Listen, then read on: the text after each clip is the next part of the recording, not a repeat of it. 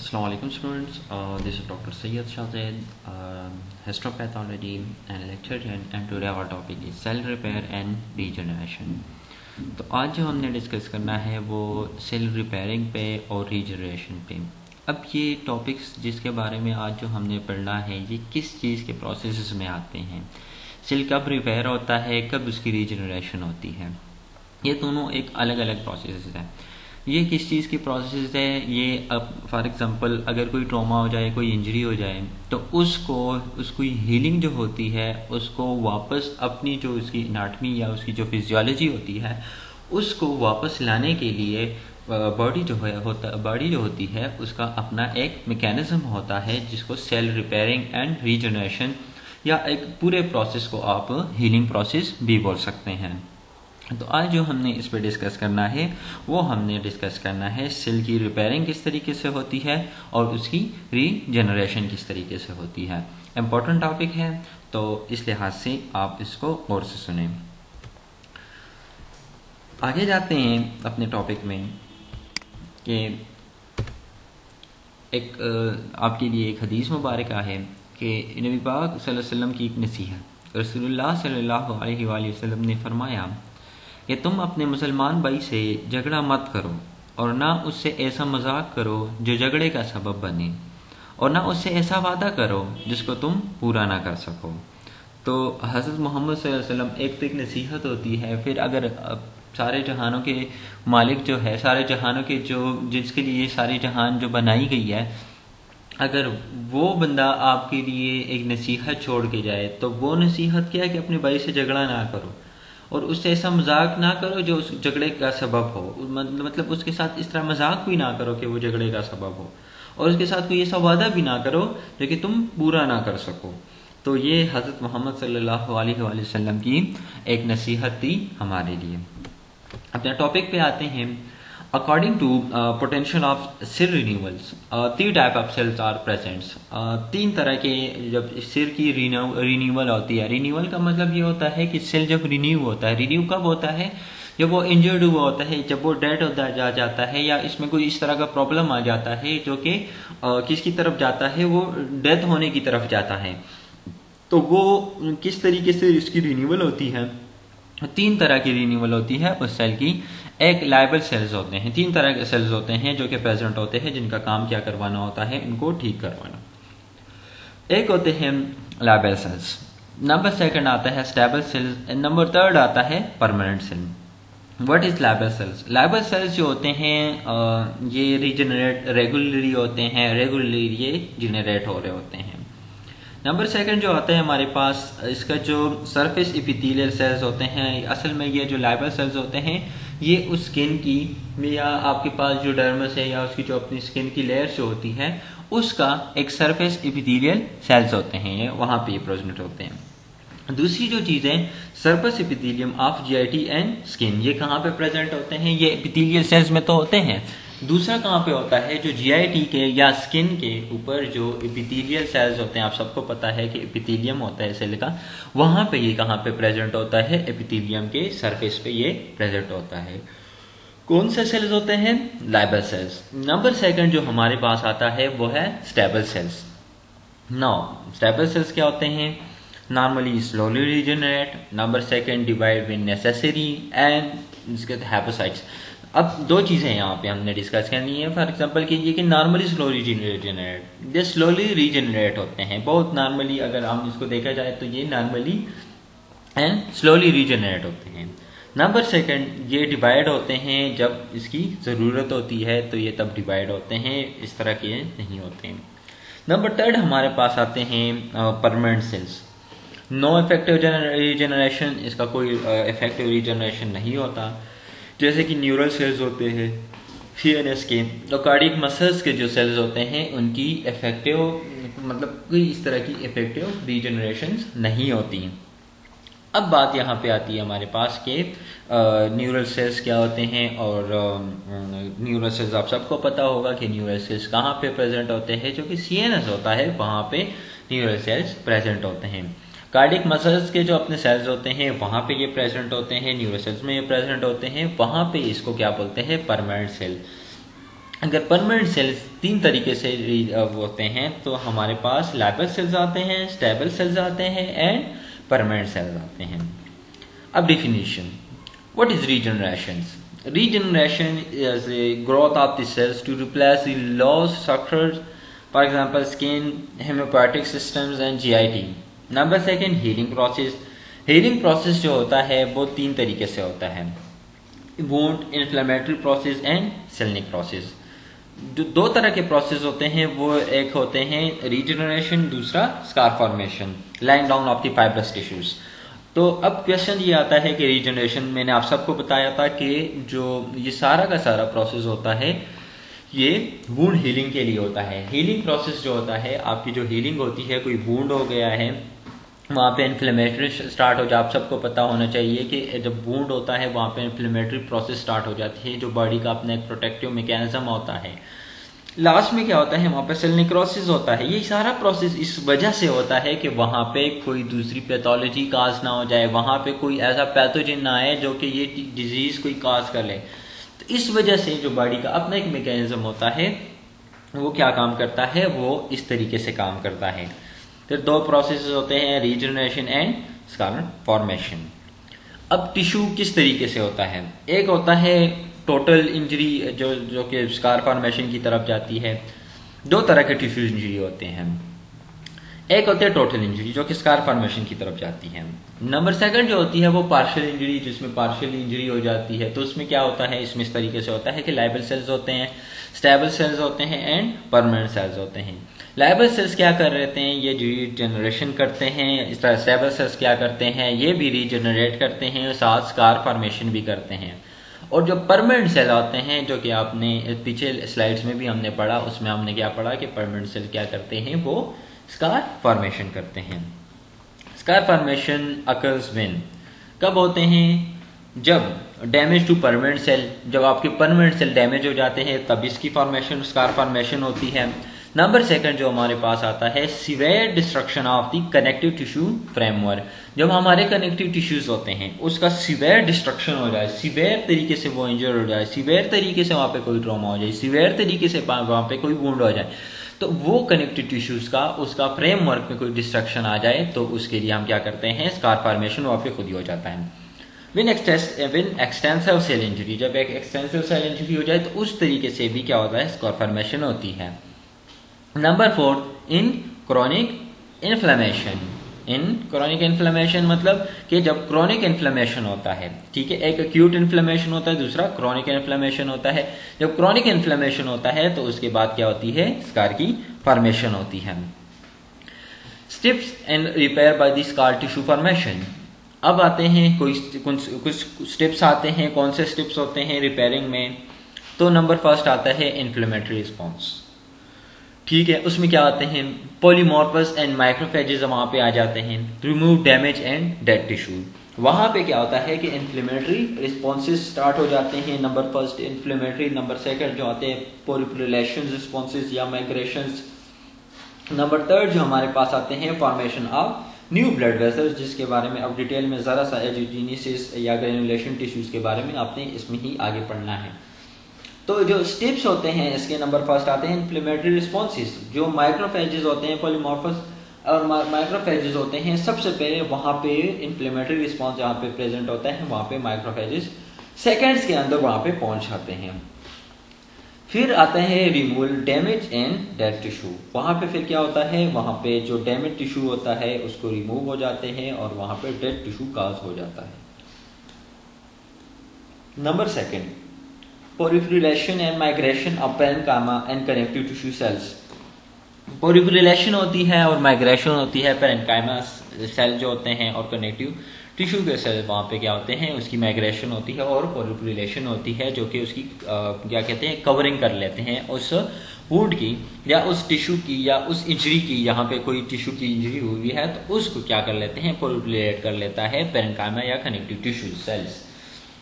Number third जो हमारे पास आता है formation of new blood vessels. अगर वहां पे क्या हो गया है, वहां पे कोई रप्चर आ गया है, वेसल्स की जो ब्लड वेसल्स है वहां पे रप्चर आ गया है, तो वहां पे क्या सिस्टम स्टार्ट हो जाता है, which is called angiogenesis. Angiogenesis मतलब formation of new blood cells and granulation tissues. अब steps in repair by the scar tissue formation. Number 4 पे अब क्या होता है, इस टिप्स में तो तकरीबन 3 स्टेप्स आपको पता लग गए. अब इस टिप्स में क्या होता है, synthesis of extracellular membrane proteins and collagen deposition. Synthesis किस चीज की, प्रोटीन्स की और कोलेजन की डिपोजिशन हो जाती है, वहां पे उसकी सिंथेसिस स्टार्ट हो जाती है. किस चीज पे, वहां जहां पे इंजरी हुई हुई है. 4 स्टेप्स कौन सा आ गया, synthesis of ECM proteins and collagen deposition. Number 5 tissue remodelling. अब टिश्यू की रिमॉडलिंग, मॉडलिंग तो ये है कि आप चीज को मॉडल करा, उसको एक चीज में डाल रहे हैं. अब उसको रिमॉडल कर रहे हैं, वहां पे कोई इंजरी हुई है, वहां पे उसकी एनाटॉमी फिजियोलॉजी में मसला आ गया है, तो उसकी रिमॉडलिंग 5th नंबर पे उसकी टिश्यू रिमॉडलिंग स्टार्ट हो जाती है. नंबर 6 पे क्या होता है, वूंड की कंट्रैक्शन स्टार्ट हो जाती है. अगर वूंड बहुत ज्यादा है तो उसकी कंट्रैक्शन स्टार्ट हो जाती है. कंट्रैक्शन का मतलब ये है कि वहां पे क्या हो जाता है, वो कंट्रैक्ट होना स्टार्ट हो जाता है, उसकी जो सरफेस एरिया है वो क्या कम होना स्टार्ट हो जाती है. नंबर 7 पे वूंड स्ट्रेंथ. वूंड को क्या हो जाता है, उसको स्ट्रेंथ मिलती है, वो अब ठीक होने की तरफ जा रहा होता है. अब क्वेश्चन आता है, what is angiogenesis. Angiogenesis, the formation of blood vessels from the existing blood vessels from किस तरीके से, endothelial percussive cells in them and from pre-existing blood vessels. Angiogenesis असल में इसकी डिफिनीशन भी यही है कि formation of blood vessels from the existing blood vessels या formation of blood vessels, new blood vessels, जिसको हम क्या कहते हैं, एंजियोजेनेसिस. और किस तरीके से होती है, 2 तरीके से होती है. ए जो होते हैं हमारे पास एंडोथेलियल परकसल सेल्स. नंबर 2 जो हमारे पास आते हैं वो प्री एग्जिस्टिंग ब्लड वेसल्स जो होते हैं, जो एग्जिस्ट कर रहे होते हैं, उससे क्या होते हैं, 2 तरीके से ये चीज होती है. अब आते हैं what is granulation tissues. Granulation tissues are highly vascularized connective tissues. ठीक है, 2 चीजें मैंने आपको बताई थी, एक एंजियोजेनेसिस था, दूसरा ग्रेनुलेशन टिश्यू था. तो ग्रेनुलेशन टिश्यू जो तो होता है ये हाईली वेस्कुलराइज्ड कनेक्टिव टिश्यूज होते हैं. हाईली वेस्कुलराइज्ड के वहां पे वेसल्स बहुत ज्यादा होते हैं. किस चीज पे कंपोज करते हैं, newly form capillaries. Number 2 proliferating fibroblast tissues या सेल्स. नंबर 3 जो हमारे पास आता है inflammatory cells and oedematous stroma.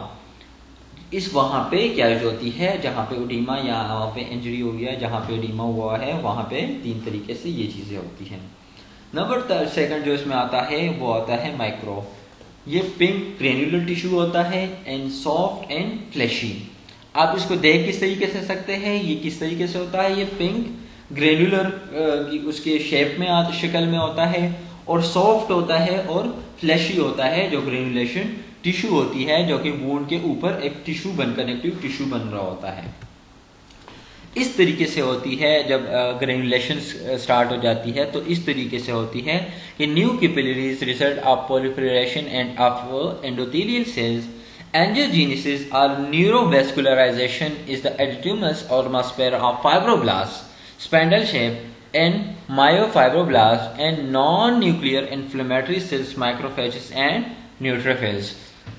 तो इस फिगर में जैसे आपको नजर आ रहा है, इस तरीके से क्या हो जाता है, इसमें ये सारा का सारा प्रोसेस स्टार्ट हो जाता है.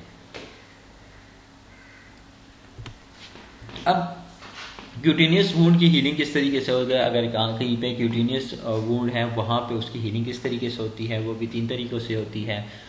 वहां पे इन्फ्लेमेशन स्टार्ट हो जाती है, या अर्ली भी हो सकते हैं और वो लेट भी हो सकता है. ठीक है, नंबर 1 क्या होता है वहां पे, या फिर वो अर्ली स्टार्ट हो जाता है या फिर वो लेट स्टार्ट हो सकता है.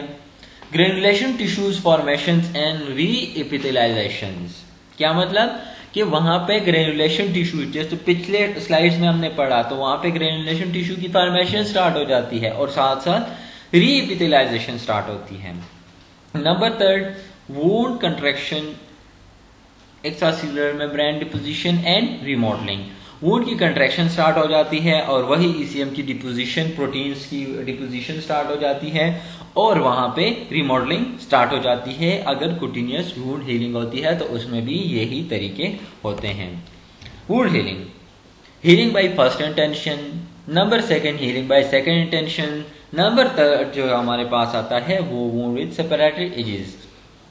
What is the healing by first intention, जिसको प्राइमरी यूनियन भी बोलते हैं, और wound by the opposite edges, जो इसके अपोजिट एजेस होते हैं उसके ही साथ होते हैं ये प्रोसेस। नंबर सेकंड जो हमारे पास होता है second healing by second intention, वो किस तरीके से वो सेकेंडरी यूनियन के साथ होता है, जिसमें क्या होता है wound with the separated edges के साथ होता है।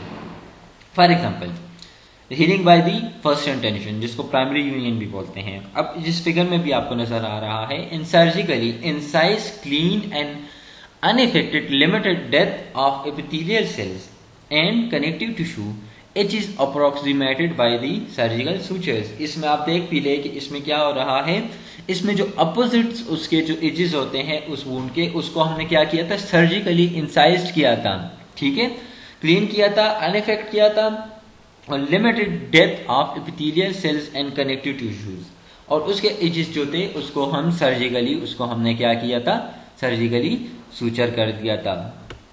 Healing by the secondary intention या सेकंड इंटेंशन, इस फिगर में भी आपको नजर आ रहा है कि किस तरीके से इंजरी हुई है, किस तरीके से कोई वो हो गया है, तो उसके साथ हमने क्या करना है, wound with the extensive cell death. Number second large defects infection, plus minus यहाँ पे अगर आपको इसमें नजर आ रहा है, इसका मतलब ये है कि वो लार्ज डिफेक्ट से कम भी हो सकता है, ज्यादा भी हो सकता है।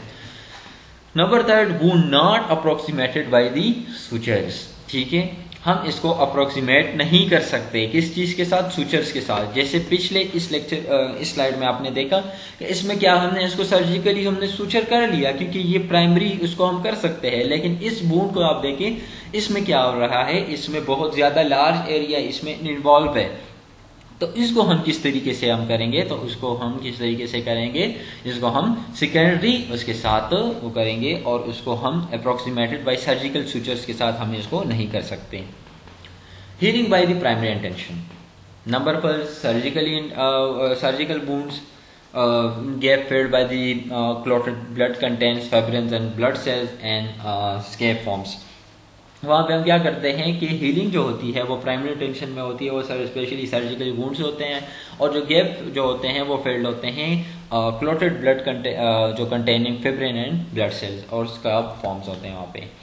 हीलिंग प्रोसेस जो होता है ये 24 आवर में स्टार्ट होता है, जिसमें जब फर्स्टली क्या होता है हीलिंग प्रोसेस में जो रिपेयरिंग या रीजनरेशन होती है, 24 आवर में न्यूट्रोफिल्स एंटर हो जाते हैं उसी एरिया में जहाँ पे वुंड हुआ होते हैं।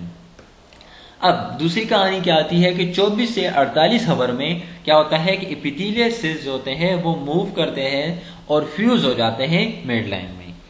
डे 3 पे क्या होता है, 36 घंटे या डे 3 पे माइक्रोफेजेस जो होते हैं वो मूव इन कर लेते हैं उसी इलाके की तरफ जहां पे वुंड हुआ है। नंबर सेकंड ग्रेनुलेशन टिश्यू की वहां पे फॉर्म हो जाते हैं। नंबर थर्ड जो कोलेजन होते हैं वो लेट डाउन हो जाते हैं और एपिथेलियल सेल्स के जो लेयर्स होते हैं वो भी फॉर्म होना स्टार्ट हो जाते हैं। तो आपको फर्स्टली ये पता होना चाहिए कि 24 आवर में क्या होता है और 24 से 48 आवर में क्या होता है और फिर डे 3 पे क्या होते हैं, तो ये चीजें आपको इसमें पता होनी चाहिए। अब डे 5 पे क्या होता है, ग्रेनुलेशन टिश्यू फिल्स द गैप। जो ग्रेनुलेशन टिश्यू वहां पे जो फॉर्म हुए थे उन्होंने क्या किया, जो गैप वहां पे थे, जो वुंड के बीच में गैप था, ग्रेनुलेशन टिश्यू ने क्या किया, उसने उसको फिल कर दिया।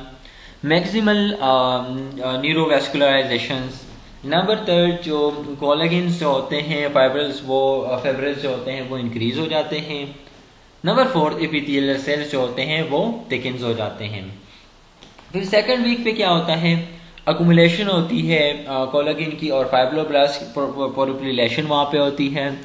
Regression of vascular channels, inflammation in oedema, वहां पे रिग्रेट हो जाते हैं, रिग्रेस हो जाते हैं वेस्कुलर चैनल्स और इन्फ्लेमेशन और एडिमा जो होती है। फोर्थ वीक पे क्या होता है, मतलब 1 मंथ में या वन मंथ से हाफ तकरीबन 23 या 24 डेज में क्या होता है, स्कार फॉर्मेशन होती है और जो एपिडर्मिस वो कवर हो जाता है। डर्मल अपेंडेजेस आर एब्सेंट, जो अपेंडेजेस होते हैं डर्मल के वो भी एब्सेंट हो जाते हैं, और वुंड को स्ट्रेंथ मिलता है, कुछ मंथ्स के बाद वो उसको स्ट्रेंथ मिल जाता है, वो ठीक होने की तरफ चला जाता है। इसमें आप देख ले कि फर्स्ट इंटेंशन में क्या होता है और सेकेंडरी इंटेंशन में क्या होता है। अब अगर फर्स्ट इंटेंशन में देखें तो उसमें न्यूट्रोफिल्स भी आ रहा है, स्केप फॉर्मेशन भी हुआ है, न्यूट्रोफिल्स भी वहाँ पे है, क्लॉट की फॉर्मेशन भी हो रही है। साथ साथ क्या हो रहा है 3 से 7 डेज में क्या हो रहा है कि मियोसिस जो हो गया, ग्रेनुलेशन टिश्यूज, माइक्रोफेजेस भी आ गए वहाँ पे, फाइब्रोब्लास्ट भी, न्यू कैपिलरी टिश्यूज भी आ गए वहाँ पे। और 4th वीक पे या वीक्स के बाद वहाँ पे फाइब्रस यूनियन हो जाता है, और वहाँ पे जो सामने से जो नज़र आ रहा होता है, यहाँ पे स्पेशली आप इसमें देख ले तो वो जो कैपिलरीज है, वेसल्स है, वो डिस्टर्ब हुए थे, ठीक है। लेकिन इसमें क्या होता है, जो सेकेंडरी इंटेंशन होते हैं इसमें वो जो कैपिलरीज होते हैं इन्वॉल्व नहीं होते, लेकिन ऊपर जो सरफेस एरिया होता है वो तो इन्वॉल्व होता है सेकेंडरी इंटेंशन में। तो इस वजह से हम क्या कहते हैं कि healing by the first intention is the important intention for the healing process. Wound की अब 7 डे पे क्या होता है, वुंड स्ट्रेंथ कब होती है, डे 7 पे 10% जो ओरिजिनल टिश्यू होती है वो फॉर्म होना स्टार्ट हो जाती है। फिर 2 से 3 मंथ तक, 2nd to 3rd मंथ, इसमें क्या होता है कि 70 से 80% जो होती है ओरिजिनल टिश्यू जो होती है वहाँ पे वो फॉर्म होना स्टार्ट हो जाते हैं। तो अब इंशाल्लाह हमारा जो नेक्स्ट लेक्चर होगा वो फैक्टर अफेक्टिंग वुंड हीलिंग। अब ये सारा प्रोसेस तो हमने पढ़ लिया, सारा प्रोसेस तो हो गया, अब उसके कौन से फैक्टर्स होते हैं, कौन से ऐसे फैक्टर्स होते हैं जो वुंड हीलिंग प्रोसेस को क्या करते हैं, इफेक्ट कर रहे होते हैं, कौन सी चीज़ें इस तरह की से होती हैं।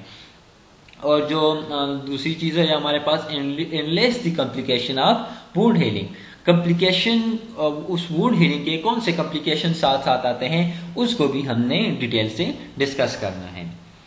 तो थैंक यू, इंशाल्लाह नेक्स्ट लेक्चर में आपसे मुलाकात होती है, अपना ख्याल रखें।